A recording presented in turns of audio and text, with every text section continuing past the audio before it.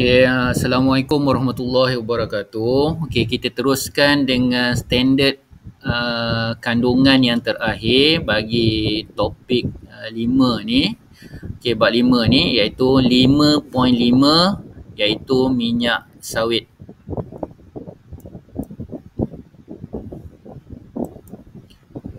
Okey, topik ni agak panjang sikit. Okey, jadi standard pembelajaran yang kamu kena ketahui. Okey, yang pertama 5.5.1 memerihalkan struktur buah kelapa sawit. Okey, kemudian 5.5.2 mengenal pasti aspek kuantiti minyak daripada isi rom. Okey, kemudian 5.5.3 menerangkan urutan proses pengekstrakan minyak sawit secara industri. Okey, 5.5.4 memerihalkan komponen dalam minyak sawit. 5.5.5 membanding dan membezakan komposisi minyak sawit dengan minyak sayuran yang lain. Okey, 5.5.6 menyatakan sifat bahan kimia bagi minyak sawit. 5.5.7 menerangkan proses pengimulsian bagi minyak sawit. Okey, jadi topik ni yang sangat panjang. Okey. Okey, sebelum tu cikgu nak kamu tengok gambar ni. Okey, lepas tu saya nak kamu respon A tu apa, B tu apa, C tu apa dalam chat. Okey, okey, boleh respon sekarang.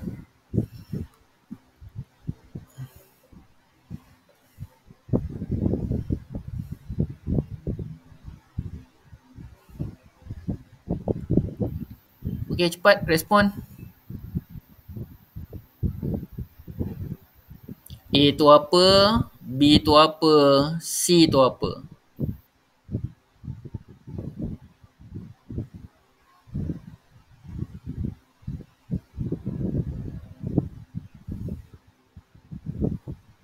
Okey, cepat.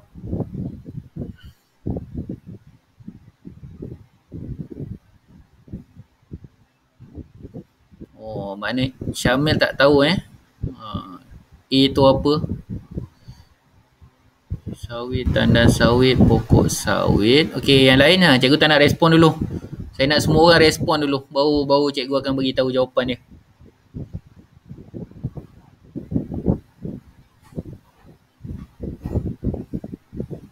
Cepat. Fatin dah, Syamil dah. Yang lain? Yusri boleh respon. Syafiq. Ramai lagi tadi kan cikgu tengok. Buah sawit, tandan sawit, ladang sawit. Okey. Okey, lain. Yusri dah, Syamil dah, Fatin dah.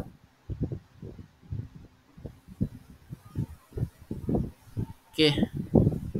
Isi sawit, biji sawit, tandan sawit, ladang sawit. Okey. Pokok sawit.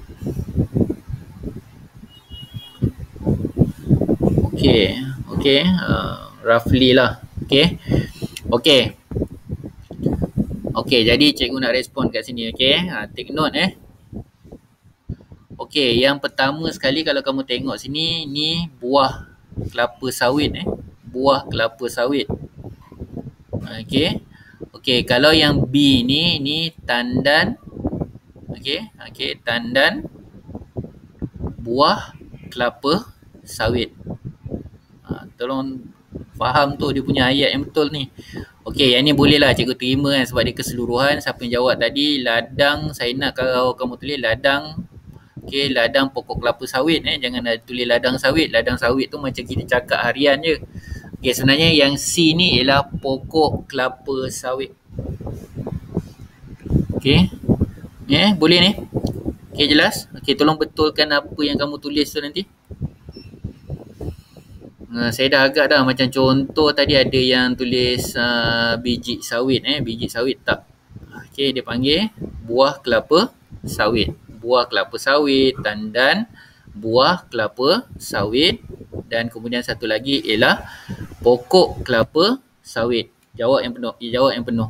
Okey, jadi kita nak betulkan daripada apa yang kita tahu. Okey. Okey, bagus. Respon. Okey, jadi kita tengok segi pengenalan.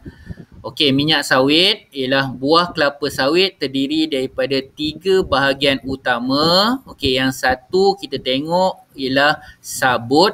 Okey, sabut panggilan biasa, tapi dalam bahasa sains kita panggil dia mesokarp. Ada orang pernah tulis mesokarpa pun pernah ada orang tulis. Okey, jadi sabut atau mesokarp ni mengandungi minyak yang paling banyak. Yang sini, yang semua ni kamu tengok ni. Okey, keseluruhan ni.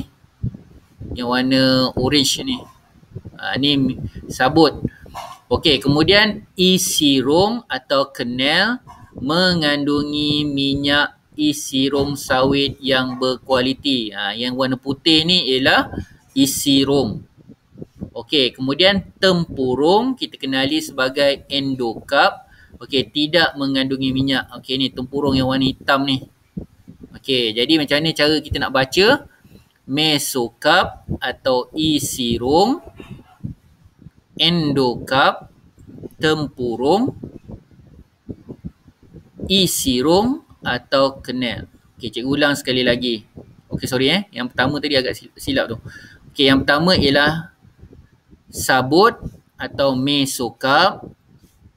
Okey, tempurung warna hitam ni, endokarp. Okey, yang dalam ni ialah isirum atau kernel. Okey, boleh faham? Okey, yang ni cikgu minta kamu tandakan sebagai SPM. Biasanya memang dia tanya bahagian-bahagian buah kelapa sawit ni. Okey, buah kelapa sawit Okey, jadi biasanya dia akan tanya soalan lah. Apakah X, apakah Y, apakah Z, ataupun kadang-kadang dia tanya antara sabut dan isirum yang mana satu minyak yang paling banyak, atau dia boleh tanya juga minyak mana yang paling berkualiti. Okey, saya nak kamu tandakan sebagai SPM sebagai antara nota yang sangat penting. Okey, boleh? Okey. Jelas? Okey. Jelas ke tak jelas ni? Tentang pembahagian buah kelapa sawit ni. Okey. Okey. Okey, kalau lupa tulis, kalau lupa nama sains ni kamu boleh tulis sabut, isirum dan tempurung kalau nama sains tu ialah mesokarp, okey, endokarp, okey, kernel. Tu dalam bahasa sains. Okey. Okey, proses pengekstrakan minyak sawit secara industri. Okey, kita boleh tengok. Okey, ini adalah proses-proses dia sampai dah jadi minyak. Okey, jadi kalau kita tengok urutan ni, cikgu pecahkan kepada 2. Jadi kita tahu tadi minyak sawit ada 2 bahagian. Okey, satu ialah bahagian sabut atau mesokarp dan satu lagi ialah bahagian isirum atau kernel. Okey, soalan cikgu. Semua orang kena jawab. Okey, bahagian manakah minyak yang paling banyak? Respon dalam chat. Bahagian manakah yang mempunyai bahagian yang paling banyak? Yusri, bukan penurasan. Penurasan tu proses. Bahagian, kita tak terang. Cikgu tak terangkan lagi. Okey. Bahagian mana yang paling banyak minyak sawit? Cepat-cepat, saya nak semua orang respon.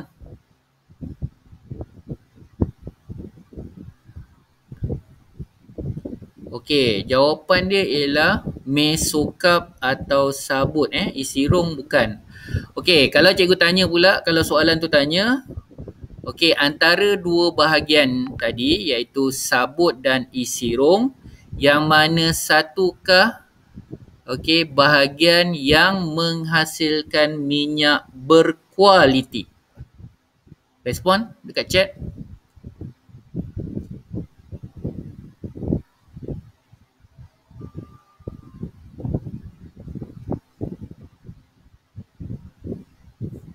Yang lain ni mana ni?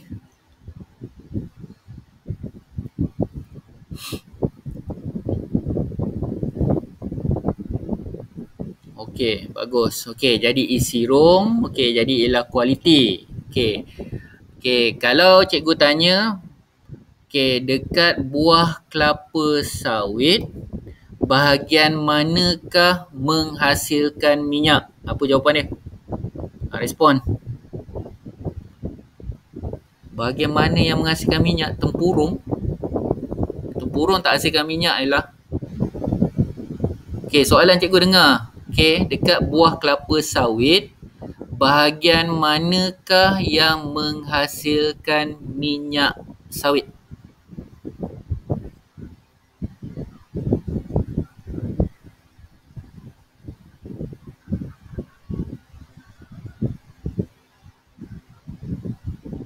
Okey, tahniah Syamil. Betul. Jawapan dia ialah sabut dan isi rong. Jangan tulis sabut sahaja.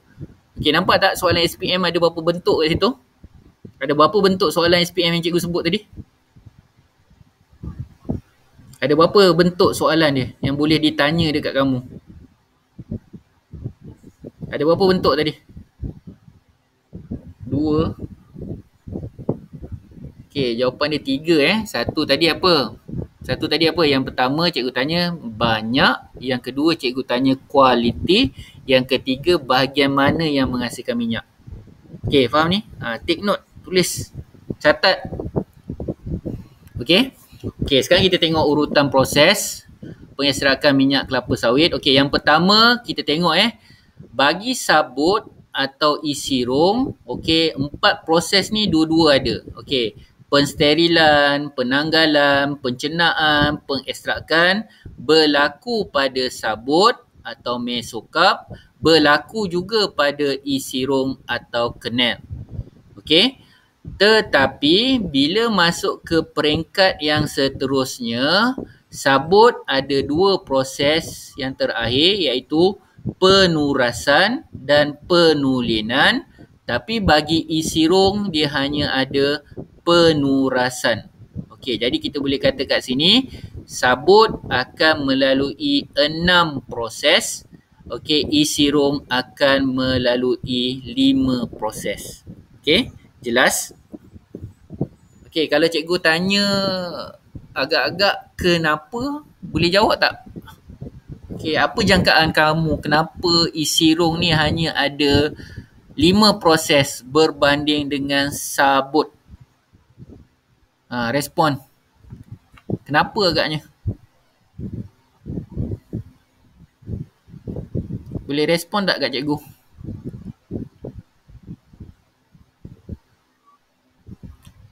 Okey. Saya nak apa yang ada dalam pemikiran kamu. Kalau tak nanti cikgu akan beritahu lah. Kenapa? Sebenarnya dah ada jawapan dia tadi. Daripada awal lagi tadi.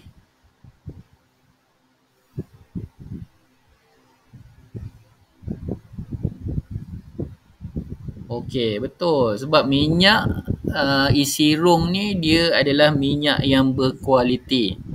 Okey, dia tidak perlu ditulinkan lagi lah. Okey, dan satu lagi kalau kamu nak tahu isi rong ni, kalau siapa yang ada masa nanti esok, kalau kamu ada peluang pergi tengok dekat dalam tempurung kelapa sawit tu, sebenarnya dia macam bentuk macam kacang lah yang warna putih. Isi warna putih. Sebenarnya isi rong sawit ni. Okey, kalau cikgu pernah dengar dulu kata ada setengah orang-orang Johor dulu ada buat tu sebagai makanan tu. Isi rong tu. Okey, itu antara contoh lah. Itu kawan saya daripada Johor dulu lah. Okey. Okey, boleh ni. Okey, jadi ingat 6 dan 5. Okey, kita tengok pensterilan. Okey, dia berlaku pada sabut, dia berlaku pada isi rong. Okey, jadi apa yang berlaku kat sini ialah buah kelapa sawit bersama tandanya disteril. Okey, Cuba ingat balik apa ayat yang kita pernah belajar tentang steril dulu. Dekat mikroorganisma, apa yang kamu faham? Suhu dia berapa? Kalau cikgu sebut steril ni, suhu dia berapa? Respon sikit kat cikgu.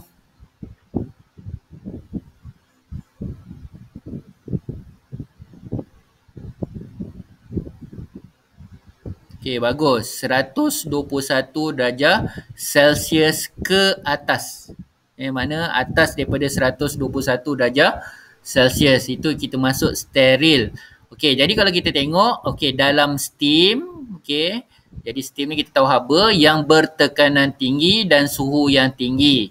Okey, tujuan dia ialah untuk melembutkan buah, meleraikan buah daripada tandannya dan membunuh bakteria dan juga fungi. Okay, ini yang kita belajar di dalam bab pertama dululah, mikroorganisma. Okay, jadi ingat, jangan lupa tu, bila ditanya tentang steril, kamu kena ingat je suhu dia mesti 121 darjah Celsius ke atas.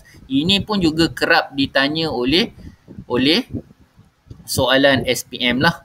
Okey, steril ni. Okey.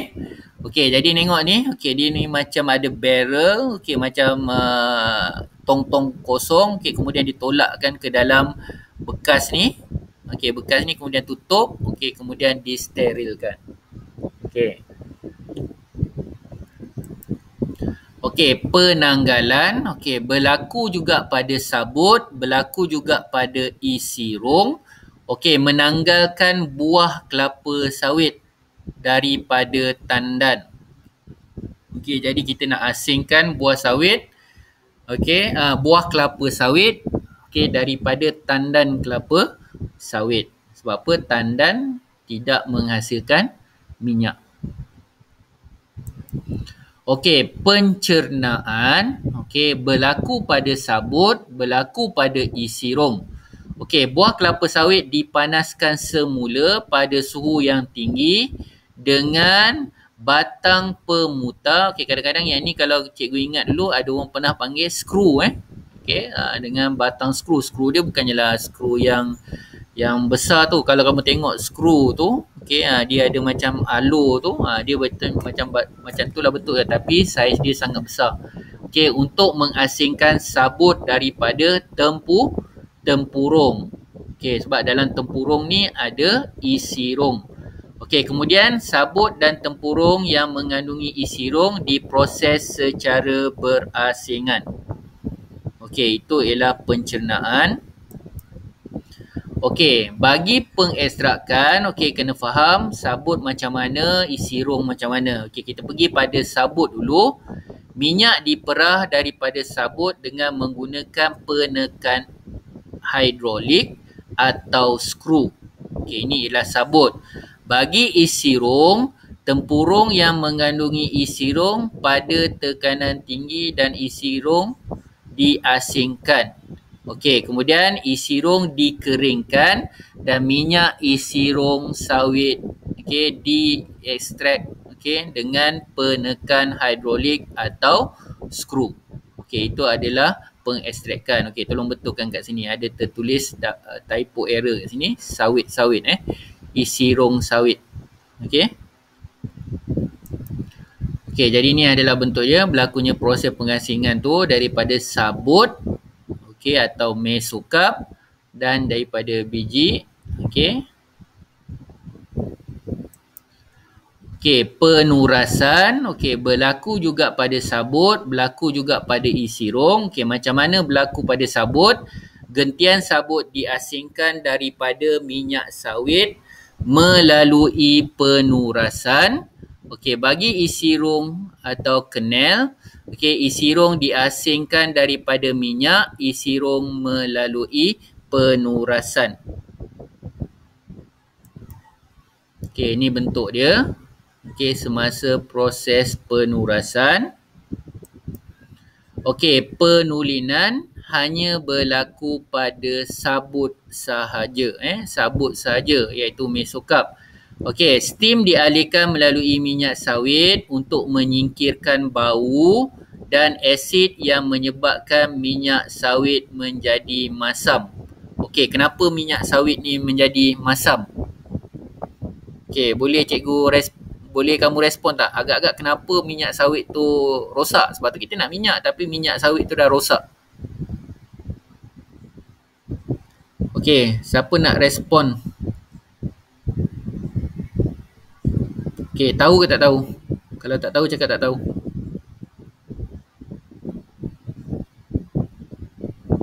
Okey, okey.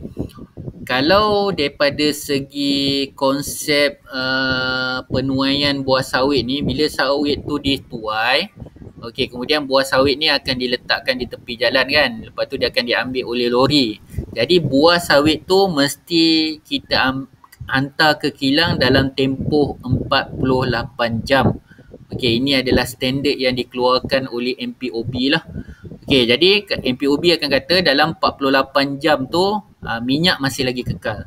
Tapi bayangkan kalau katakan tiba-tiba buah sawit tu duduk dekat ladang lebih daripada 48 jam tu berapa hari tu?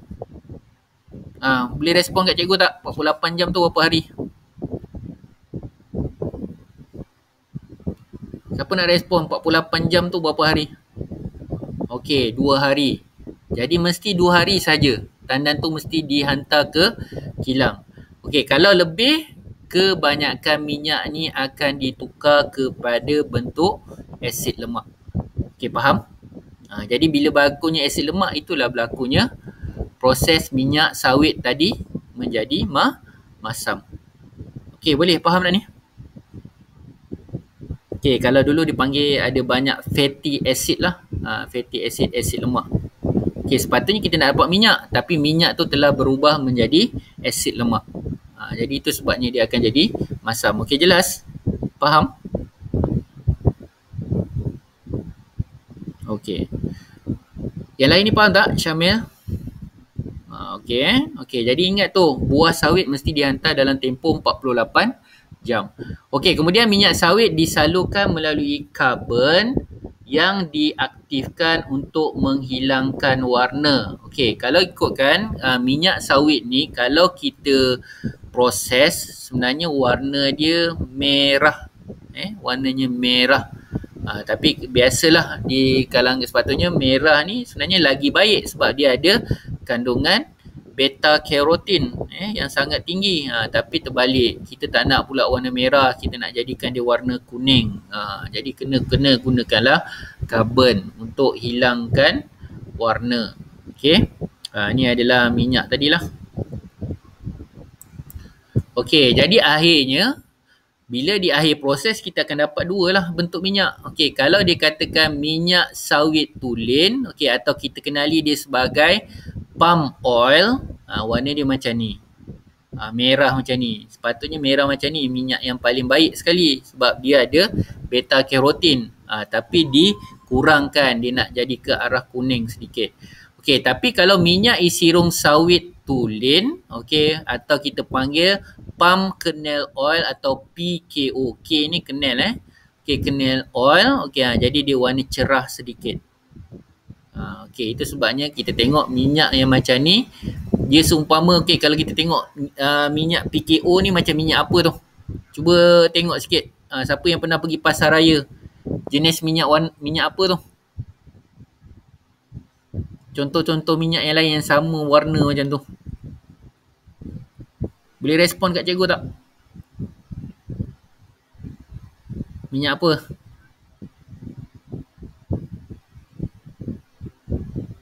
Siapa boleh respon? Siapa pernah tengok minyak dekat botol tu ada jenis jenama-jenama apa? Betul, Atira. Minyak zaitun, minyak bunga matahari, linseed oil kan? Okey, dan sebagainya lah.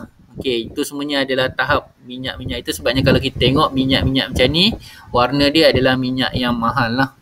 Okey, tapi sebenarnya kalau buah minyak sawit tulen atau PO ni, sebenarnya kalau macam ni sebenarnya adalah minyak yang sangat baik. Okey, sebab dia ada beta carotin, ada zat. Okey, setakat ni boleh faham tentang proses? Ada apa-apa nak tanya? Okey, jelas?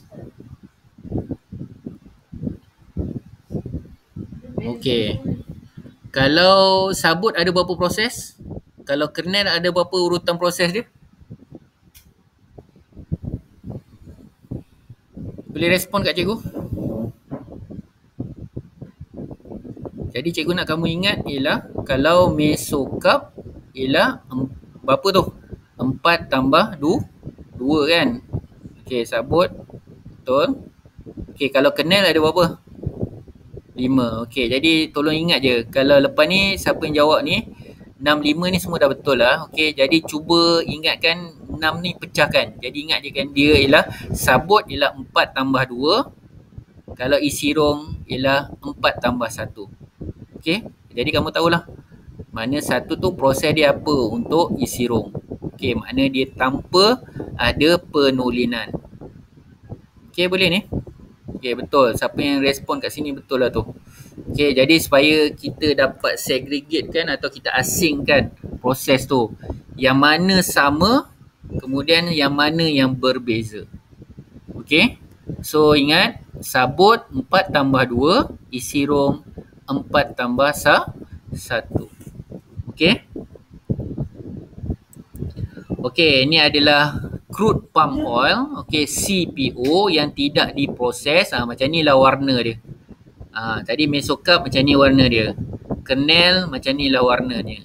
Endokarp ni tempurung kan, tempurung. Tapi biasanya kalau cikgu ingat dulu, kalau zaman orang dulu-dulu yang dekat ladang sawit ni, endokarp ni dia selalu, atau tempurung ni yang dah dipecahkan untuk dia hanya ambil isi rong je, dia suka letak dekat jalan raya. Okey, jalan raya, penuh jalan raya ni dengan endokarp tempurung sawit ni. Okey, sebab apa? Okey, dia menyerap hentakan. Okey, itu antara contoh lah. Okey, sebenarnya boleh juga digunakan endokarp ni. Okey, untuk kegunaan dia. Okey, komponen dalam minyak kelapa sawit. Okey, yang pertama, minyak sawit terdiri daripada 2 bahagian, iaitu gliserol. Okey, satu bahagian ni kita kenali dia sebagai gliserol, dan satu lagi ialah asid lemak. Okey, asid lemak ni yang tadilah 1, 2, 3. Okey, jadi ni adalah asid lemak. Jadi molekul dia ada 3. Jadi dia bergabung, dia akan jadilah macam ni bentuk dia. Okey, satu molekul lemak atau minyak. Okey, gliserol tu dia lebih kepada mirip minyak. Kita tak nak banyak asid lemak. Sebab apa? Kalau asid lemak, minyak ni akan berkurangan. Okey, jadi kalau kita tengok kat sini, minyak sawit terdiri daripada asid lemak tepu, okey, iaitu asid palmitik dan juga asid stearik. Kalau yang satu lagi ialah asid lemak tak tepu, asid olik dan juga asid linolik. Okey, ini adalah contoh asid-asid yang ada pada minyak sawit. Okey, ini adalah kita tengok tadi asid lemak tepu. Okey, ada palmitik dan stearik. Okey, asid lemak tak tepu ialah ada olik dan linolik. Okey, mistrik ni juga adalah di bawah asid lemak tepu. Okey, jadi yang ni kamu kena tengoklah. Okey, sifat kimia bagi minyak sawit. Okey, tindak balas dengan molekul minyak sawit. Okey, yang pertama ialah pengoksidaan. Okey, molekul minyak sawit bergabung dengan oksigen. Okey, hasil tindak balas dia ialah radikal bebas dan sebatian yang berbahaya kepada kesihatan manusia. Okey, kemudian kalau kita jalankan hidrolisis, okey, molekul minyak sawit bertindak balas dengan air dengan kehadiran enzim atau asid kuat. Okey, jadi gliserol dan 3 asid lemak akan terhasil masa tindak balas. Okey, kemudian pengeksteran, okey, molekul asid lemak dalam molekul minyak sawit bertindak balas dengan alkohol. Okey, kat sini kita akan tengok dia akan membentuk ester seperti metil ester yang kita kenali dia sebagai biodiesel minyak sawit. Okey, yang ini yang boleh digunakan sebagai bahan api kenderaan. Okey, jadi ini antara contoh. Okey, jadi ingat je proses dia apa tu? Oksida, hidrolisis, ester. Jadi hasil tindak balas ketiga-tiga ni adalah berbeza antara satu sama lain. Okey, proses pengemulsian minyak sawit. Okey, jadi kalau kita tengok kat sini, okey, proses pengemulsian minyak sawit ialah proses Okey, satu perubahan fizik. Fizik apa maksudnya? Yang kita boleh nampak dengan mata kasar, di mana minyak sawit dipecahkan kepada titisan minyak sawit. Okey, dipecahkan kepada titisan minyak sawit yang kecil dengan jumlah luas permukaan yang ditambah. Okey, nampak ni? Okey, yang ini ialah pengimulsian lah. Kita tengok bila kita pecahkan tu, minyak tu akan naik sampai ke atas. Tapi kalau kita tak buat pengimulsian, minyak dia kat air tadi, dia akan jadi kat bawah ni je lah. Okey, jadi itu adalah maksud pengimulsian. Jadi maknanya kalau kita tengok saiz titisan ni besar, tapi kalau sini bila dah kita campurkan proses pengimulsian, titisan-titisan minyak ni akan jadi kecil. Okey, okey, faham tentang pengimulsian?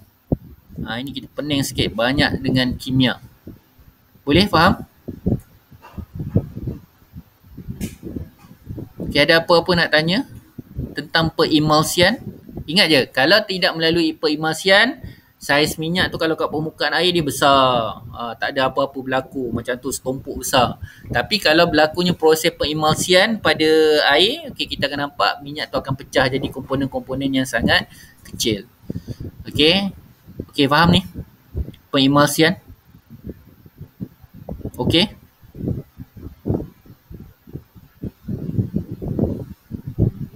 Okey, konsep dia senang je lah kalau kita tengok kat sini. Yang pertama sekali, okey, kalau katakan tangan kita ada minyak, kita rasa kita basuh pun permukaan minyak tu penuh dekat tangan. Betul? Faham? Kalau tangan kita dah berminyak, kita basuh dengan air, minyak tu masih ada dekat tangan lagi tak? Ada. Okey, macam mana kita nak pecahkan? Ialah kita letak sabun, betul? Bila kita letak sabun, jadi kita dah tak rasa tangan kita berminyak. Sebab apa? Minyak tadi dah jadi komponen-komponen yang sangat kecil. Itu sahaja. Okey, tentang emulsi. Okey, kita tengok kandungan nutrisi dalam minyak sawit. Yang pertama, dia ada lemak. Okey, jumlah lemak dia, jumlah lemak tepu dan lemak tak tepu yang sama. Nilai dia 9 kilokalori per gram. Okey, dia ada vitamin A dan vitamin E. Jadi sumber vitamin yang kaya dengan vitamin E. Okey, ingat je, vitamin E ni cikgu minta take note Vitamin E nama lain dia kadang-kadang ialah tocopherol dengan tocotrienol. Okey, faham ni? Kalau keluar dalam soalan objektif, kalau dia cakap tocopherol dengan tocotrienol, itu adalah vitamin A, vitamin E. Kalau dia cakap vitamin A, okey, itu adalah carotina. Okey. Okey, boleh ni? Okey, jadi mana kalau benda yang berwarna merah tu, banyak benda warna merah, kita banyak makan beta carotina dan ada kandungan vitamin A. Okey, kemudian bahan antioksidan. Yang ni cikgu cakap yang semula jadi yang jangan kau ambil pewarna lah, pewarna-warna merah macam kau kata nanti air sirap berwarna merah. Itu banyak beta carotin, itu tak ada. Itu bukan. Yang ni ialah warna semula jadi, bukan warna buatan Okey, bahan antioksidan. Okey, carotina dan vitamin E yang melambatkan atau menghentikan proses pengoksidaan. Okey, jadi apa akan berlaku kalau proses pengoksidaan ni berlaku? Minyak tadi jadi masam. Okey, minyak sawit tu jadi masam sebab proses pengoksidaan. Okey, faham ni? Okey, tentang bahan antioksidan ni. Okey, kemudian sterol, fosfatida, tritophenik dan juga alkohol aliphatic. Okey, yang ni susah sangat kamu nak ingat. Tapi kamu bolehlah ambil 1-2 je nama tu pun dah cukup. Menambah nilai nutrisi, kestabilan dan memudahkan penapisan minyak. Okey, itu adalah kandungan nutrisi bagi minyak sawit. Okey, kegunaan minyak sawit. Okey, kita tengok yang pertama sebagai bahan makanan. Okey, yang kedua ialah bahan bukan makanan. Okey, jadi kalau bahan makanan inilah. Okey, jadi kamu kena ingat, kamu makan coklat tu tak semestinya datang daripada okey, kalau buat coklat ni daripada pokok apa? Pokok apa tu? Pokok koko. Jadi kamu kena ingat, tak semestinya daripada pokok koko. Jadi minyak sawit juga boleh buat coklat. Margarin. Jadi ingat tu, margarin kebanyakannya adalah daripada minyak sawit. Okey. Okey, satu lagi kadang-kadang kalau kita tengok kat sini minyak masak semua orang tahulah. Itu semua adalah komponen utama bagi produk-produk yang berasaskan minyak sawit. Okey, jadi makanan Okey, kalau bahan bukan makanan, okey kita tengok dia boleh dapat buat suplemen. Okey, sebab apa kenapa minyak sawit tadi boleh dibuat suplemen? Boleh respon kat cikgu sebab dia ada apa? Kenapa minyak sawit ni boleh dijadikan suplemen? Okey, makanan kesihatan. Vitamin umum sangat Syamil. Jelaskan apa vitamin apa? Vitamin apa tadi? Dia ada A dan E. Setuju? Yang lain setuju? A tadi carotina, E tadi apa? Tocopherol dan sebagainya. Okey, itu sebabnya dia boleh bagi minyak sawit. Okey, kemudian ada dibuat kosmetik, ada dibuat sabun. Sabun memang ialah bahan kegunaan di rumah. Okey, ni adalah yang lain. Okey, kamu tengok. Okey, jadi kamu jangan kata ni datang daripada produk tenusu pula. Okey, daripada lembu. Tak, semua ni adalah daripada minyak sawit. Okey, lagi apa tu? Banyak jenis-jenis lagi ni.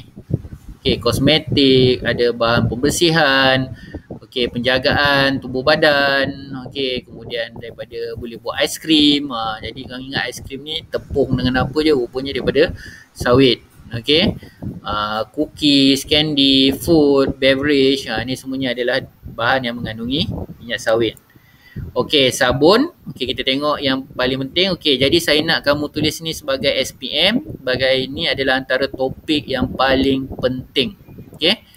Okey, jadi bila kita sebut sabun, sebenarnya kita merujuk kepada satu komponen yang ada pada lemak tu, iaitu garam asid lemak. Garam asid lemak. Jadi apa yang dimasukkan dengan sabun ni ialah tindak balas antara minyak sawit dengan alkali pekat. Okay, ingat je alkali yang semuanya berakhir dengan hidroksida. Okey. Jadi dia akan menghasilkan sabun iaitu garam asid lemak. Okey, ini adalah persamaan dia. Minyak campur alkali. Okey, kemudian dia akan dapat garam asid lemak. Jadi nama lain bagi sabun ialah garam asid lemak campur gliserol. Okey, ini ialah sabun. Okey, pembuatan sabun kalau kita tengok dia ada dua peringkat utama. Satu peringkat awal kita panggil saponifikasi dan satu peringkat yang kedua kita panggil dia peneutralan asid lemak. Okey, ini adalah peringkat awal saponifikasi. Okey, minyak atau lemak dihidrolisiskan. Mana kalau kita sebut hidrolisis, mana maksud dia ialah dipecahkan atau diuraikan membentuk asid lemak dan juga gliserol. Ingat tadi kalau minyak tadi dia bercantum asid lemak campur 3 gliserol campur 3 asid lemak. Kemudian bila kita pecahkan dia akan jadi macam ni. Okey, kemudian ia dikenali sebagai saponifikasi atau hidrolisis beralkali. Okey, kemudian kita tengok alkali digunakan sebagai mangkin dalam hidrolisis minyak kepada asid lemak dan juga gliserol. Okey, jadi ini adalah peringkat awal. Okey, jadi hidrolisis tadi apa cikgu cakap? Dia punya kata kunci dia. Apakah maksud hidrolisis? Respon?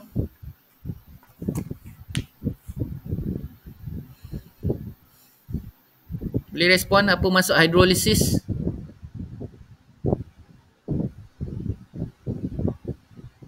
Okey, cepat.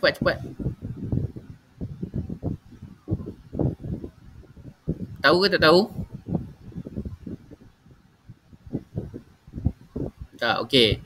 Hidrolisis cikgu maksud tadi lemak itu dipecahkan kepada apa tadi? Asal dia tadi apa? Asid lemak campur gliserol. Tapi bila dia akan pecah, dia akan jadi asid lemak dan gliserol. Okey, faham? Itu yang dimasukkan dengan hidrolisis. Okey, faham tak ni? Lemak tak buat apa-apa, dia akan campur. asid lemak dan gliserol. Dia sekali. Tapi bila kita buatkan hidrolisis berkali, gunakan alkali pekat ni, okey, dia akan pecah kepada gliserol dan asid lemak. Okey, faham tak ni? Campur dan lang. Okey. Okey, saya ulang sekali lagi. Okey, lemak kalau kita tak buat apa-apa, dia adalah campuran gliserol campur 3 asid lemak. Okey, faham? Setakat ni boleh ikut? Boleh? Semua ni faham tak ni apa cikgu cakap ni? Kalau kita tak buat apa-apa, dia adalah apa dia tadi? Gliserol campur 3 asid lemak. Okey, boleh faham? Tapi bila cikgu menjalankan hidrolisis beralkali, cikgu letak alkali kuat, jadi apa akan berlaku? Yang campur tu akan pisah, diputuskan. Okey, jadi dia akan jadi apa? Gliserol dan 3 asid lemak. Okey, faham? Jelas tak? Semua jelas tak?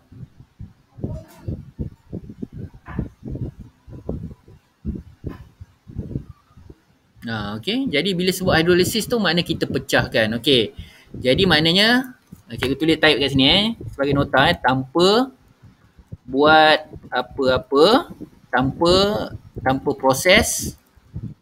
Okey, tanpa proses, ia adalah gliserol tanpa proses. Okey, kejap. Okey, tanpa proses.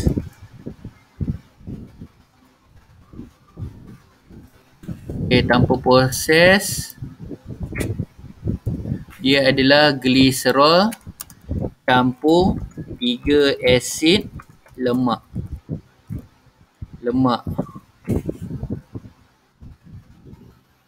Kalau hidrolisis, dia akan jadi gliserol dan 3 asid lemak. Okey, dapat tu? Nampak tak dia punya proses tu? Tanpa proses, dia gliserol campur 3 asid lemak. Kalau hidrolisis, dia gliserol lain. Kemudian dan 3 asid lemak lain. Okey, faham? Okey, jadi yang ni take note ni, jangan lupa ni. Ini adalah kata kunci dalam proses penghasilan sabun.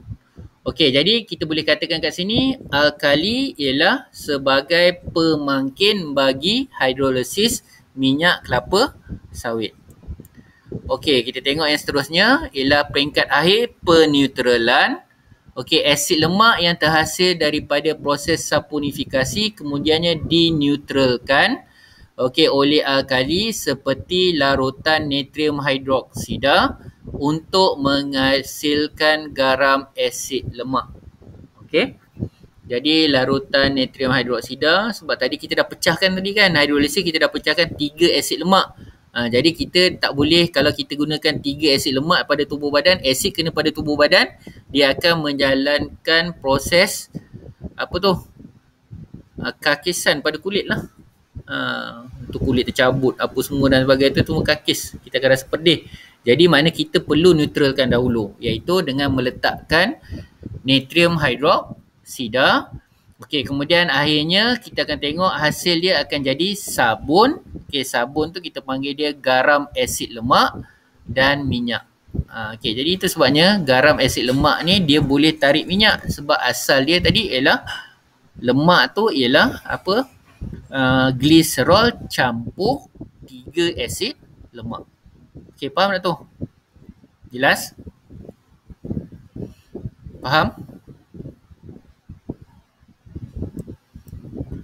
Okey.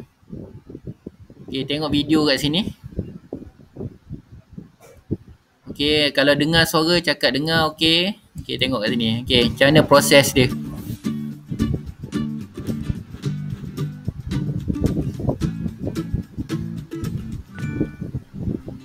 Saponification. Okey, boleh dengar suara dengan jelas? Tapi dia dalam bahasa Inggeris lah. Kurang dengar Atira. Tapi ada dengar tak suara dia? Glass beakers, coconut oil, Tak dengar. 20% NaOH solution, Bunsen burner, funnel. Measure 25 ml coconut oil into a measuring cylinder. Okay, boleh dengar tak? Pour the oil into a glass beaker. Okay, tengok. Okay, tapi kat sini dia gunakan minyak minyak kelapa. Ni natrium hydroxide. Pour it into the beaker containing coconut oil. Stir the mixture vigorously using a glass rod.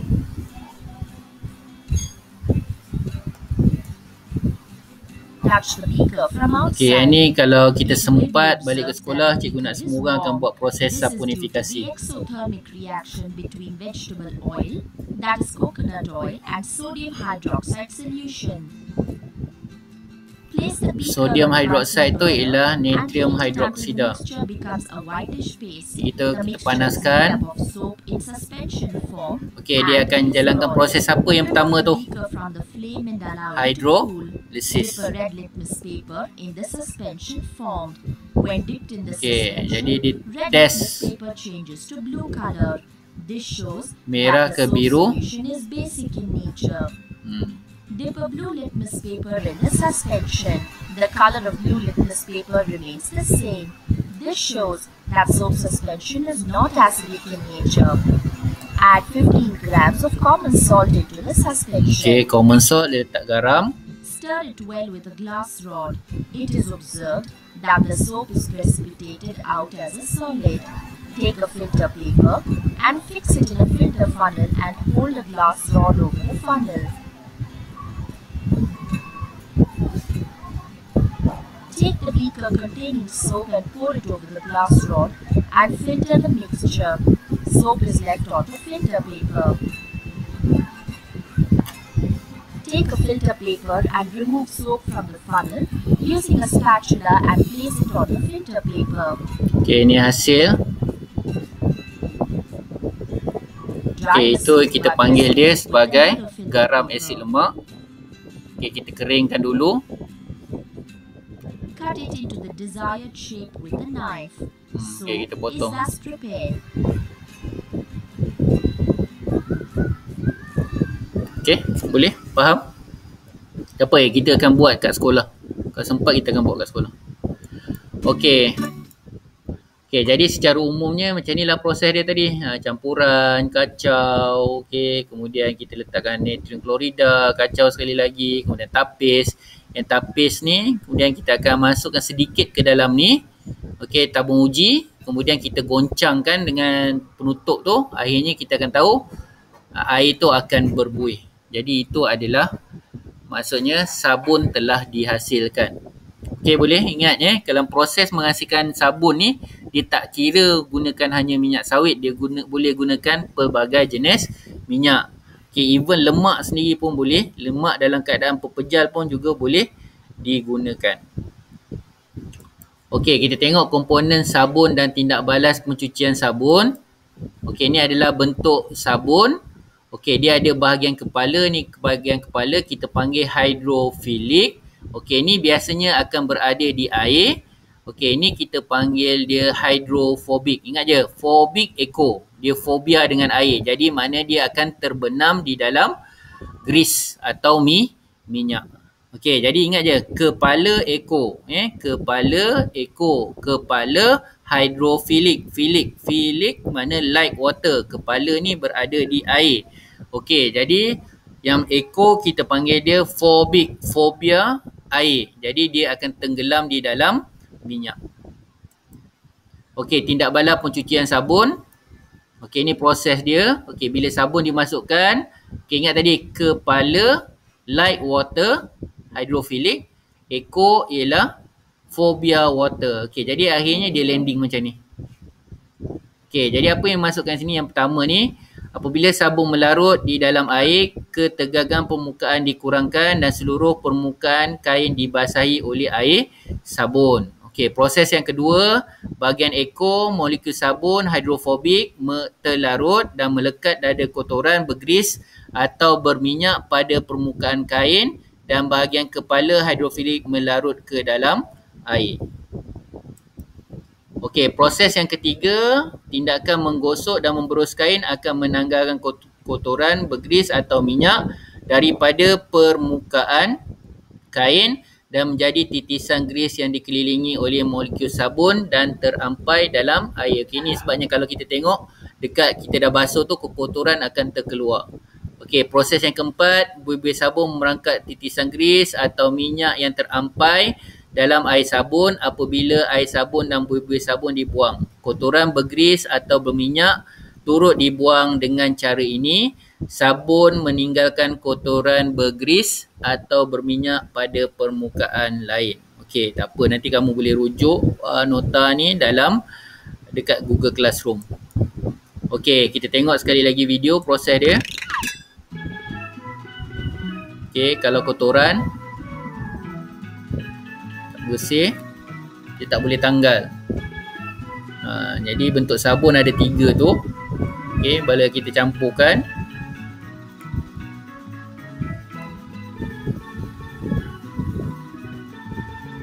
okey, baru kotoran tu akan hilang.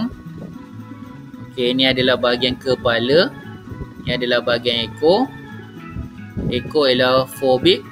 Okey, dan yang ini ialah filik. Okey, jadi tengok dia landing.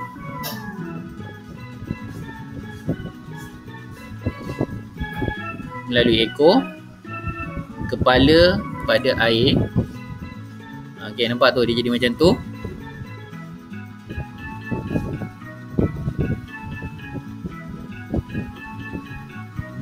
Okey, hilang sebab sabun tu akan tarik.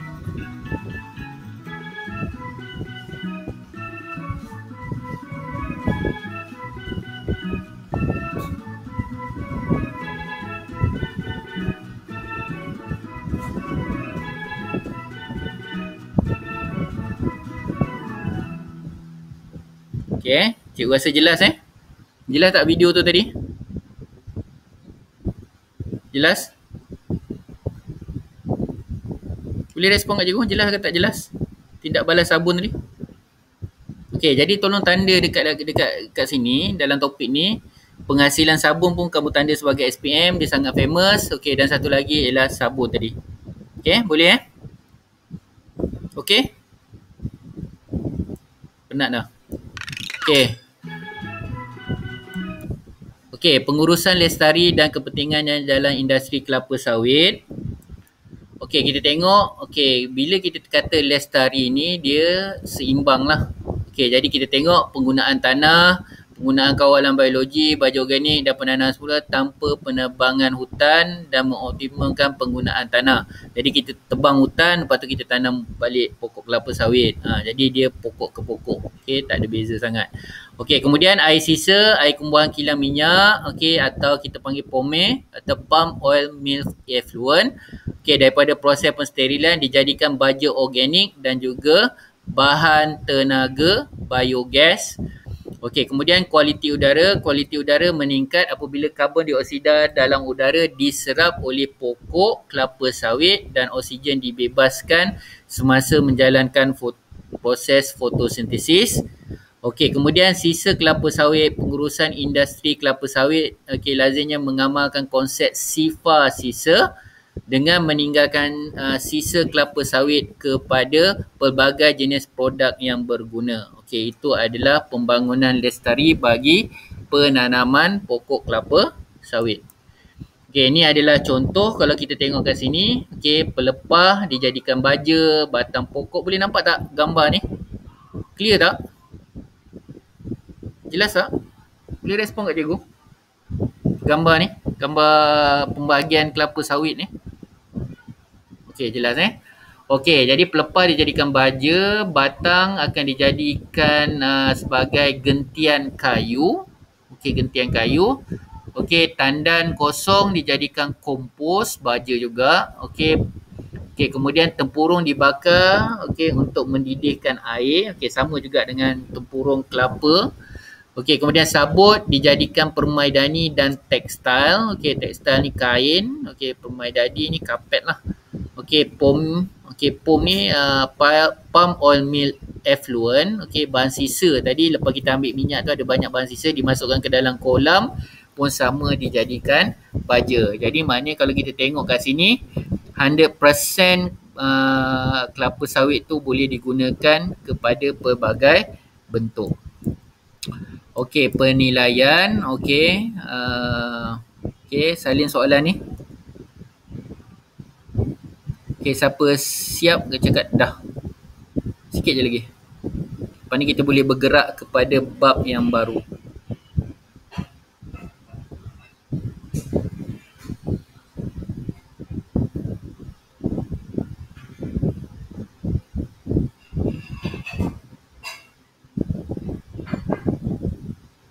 Okey, tolong betulkan soalan nombor 3 ni. Namakan 2 bahagian, bukan 3 bahagian. 2 bahagian dalam molekul lemak. Okey. 2 bahagian bukan 3 bahagian. Lemak tu ada 2 bahagian je. Okey, dah siap?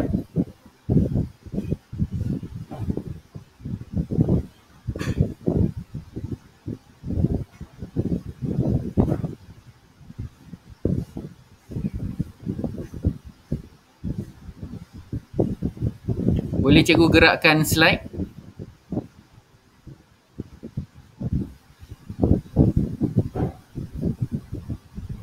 Okey. Okey, last.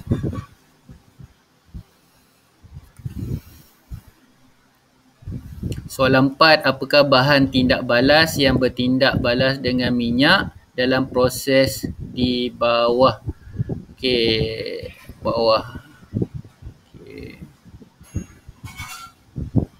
Okey, bawah tu sebenarnya ada gambar yang tertinggal ni sebenarnya.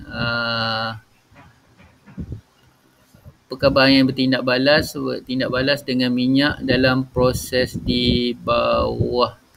Okey, yang ini proses pengimulsian pengimulsian.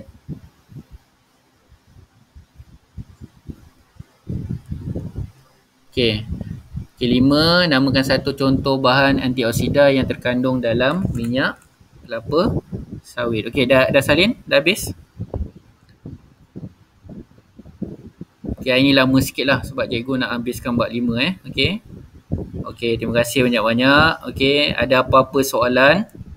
Ada apa-apa nak tanya? Okey, last. Okey, ini tak payah salin. Bagi cikgu jawapan je, Y dengan Z ni. Okay, jadi baru cikgu tahu kamu faham tentang topik ni. Y tu apa, Z tu apa.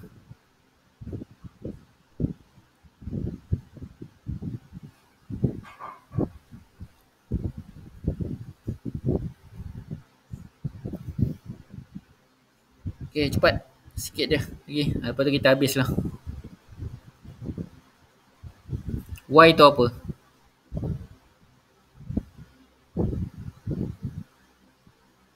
Z tu apa?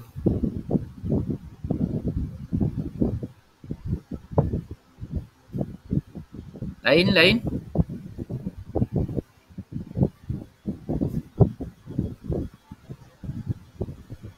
YZ.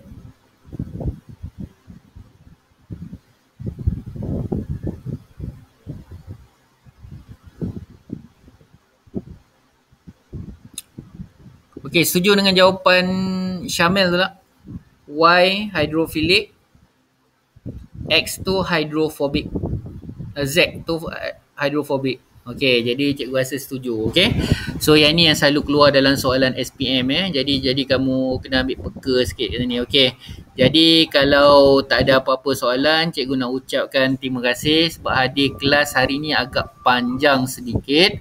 Okey, jadi minggu depan tolong pesan dekat kawan-kawan kamu 6 hari bulan tu. Okey, kita bersama dengan pengetua. Pengetua nak cek siapa yang tak hadir ke dalam kelas sains. Okey, samalah dengan subjek-subjek lain tu. Okey, jadi ingat 6 hari bulan 6 hari bulan, pesan dengan kawan-kawan, masuk kelas lah. Okey.